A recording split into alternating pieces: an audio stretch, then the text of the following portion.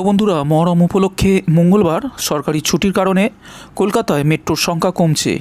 তবে মেট্রোর সংখ্যা কমলেও প্রথম ও শেষ মেট্রো ছাড়ার সময় অপরিবর্তিতই থাকছে।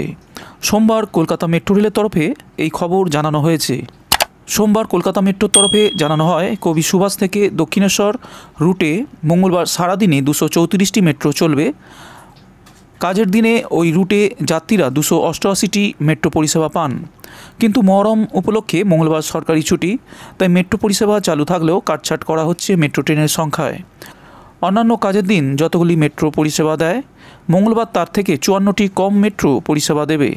তবে মেট্রোর সংখ্যা কমানো হলেও দিনের শুরুতে এবং শেষে মেট্রো ছাড়ার সময় অপরিবর্তিত থাকছে বলেই জানানো হয়েছে।